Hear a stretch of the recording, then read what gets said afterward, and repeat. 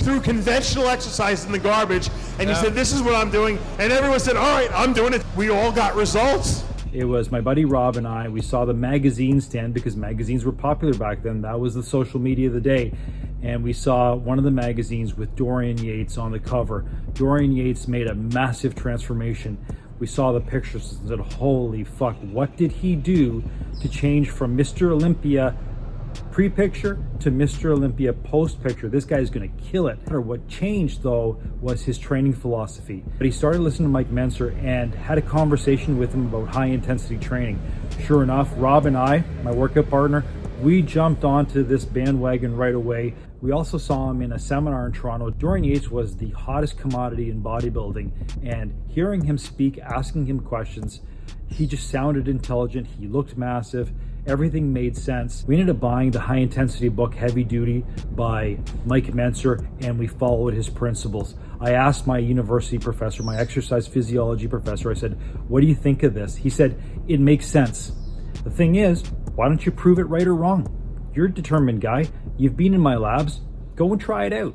See for yourself. Pre-Dorian, I mean, you had guys like Lee Haney and Gaspari. They were training like 6 days a week, twice a week, chest, twice a week, legs, everything twice a week. And they weren't that big. And they were not given enough recovery time. People started training less was one of the factors in seeing bigger and more muscular physiques. When you came on and started telling people about your training methodologies, guys got huge, if you remember. I went from 200 pounds to 215 pounds. We were training 45 minutes a day, a few times a week, maybe 3 times a week. I can't remember exactly.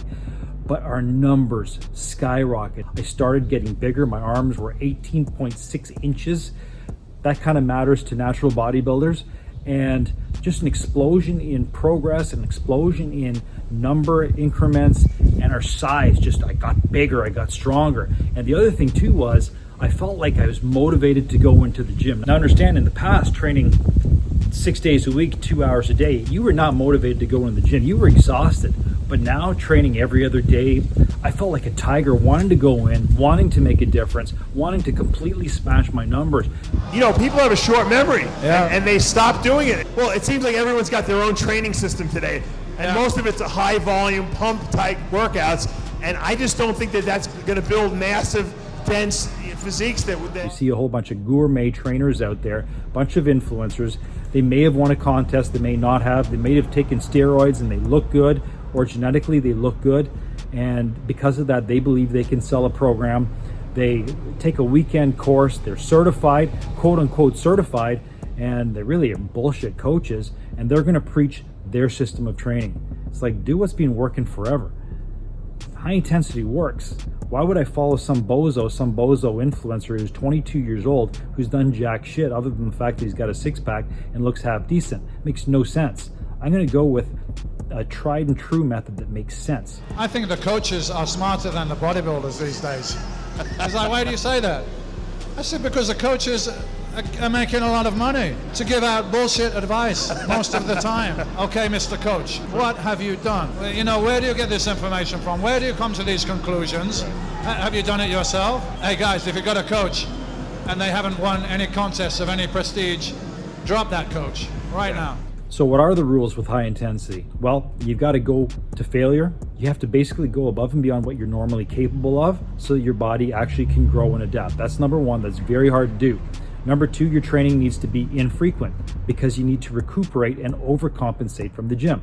That's number two. And number three, you need to seek progression. Write down your results. Try to beat your results as your strength increases. As you provide that time under tension, that muscle damage, what you're going to find is if you allow yourself enough recovery, you're actually going to grow. You're actually going to get bigger. I see probably 99% of people out there who don't adhere to those rules, and they're very simple rules. And if you can put your ego to rest and follow those rules, you get really good results from it. Why do we go to the gym? We go to the gym to get results. That should be your main priority. When I was professional bodybuilding, if for me to get optimum results required me to stay in the gym 14 hours a day and lift weights, I would have done it. If it required me to eat dog shit, I would have done it. But I knew that it didn't. So I spent an hour in the gym 4 times a week and I got the best results. You have to do less to get more, but you have to be much more focused and intense when you're doing what you're doing. Less time in the gym, less volume, more focus, more intensity. As Mike O'Hearn says in this next clip, he talks about the fact that when you work your chest one day, 2, 3, 4 days later, is your chest ready to perform, or do you still feel soreness?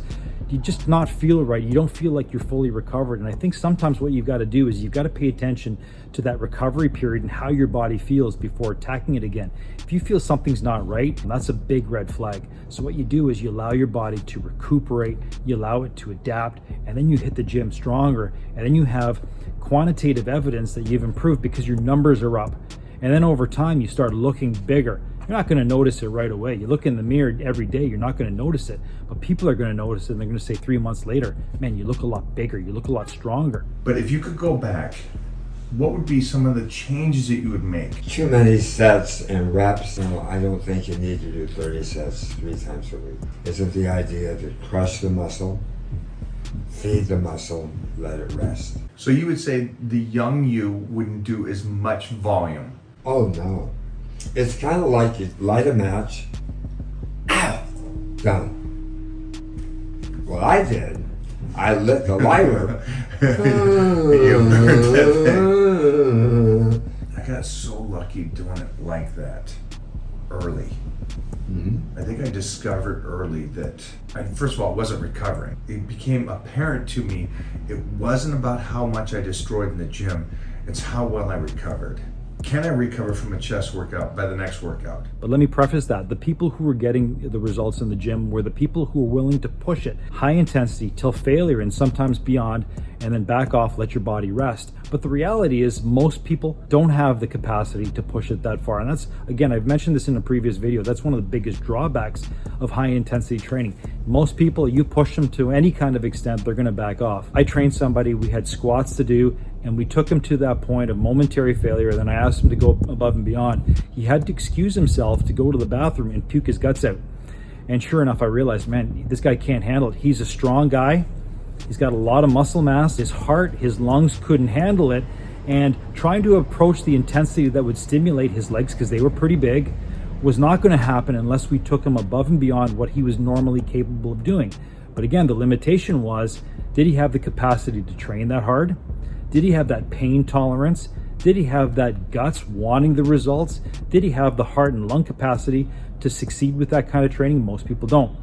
I had another guy doing basic barbell curls, and I said, okay, 2 more. He says, no, I'm done. I can't do anymore. I said, then just get out of the gym. We're done. If you can't go above and beyond what you normally do, you're not going to see any progress. That's called adaptation. And if you're not willing to go that far, you're not going to see any results. Get the fuck out of here. And that's usually the case. Most people are not willing to train that intensely, and therefore, this program is not going to work. People ultimately did not want to work that hard. No matter what the client said going in, when you actually started to push them hard, you could tell they were pulling back. And so now you have a choice. Do I live and die by this philosophy no matter what? Or do I give the person a little bit less than that philosophy to keep them coming as a client?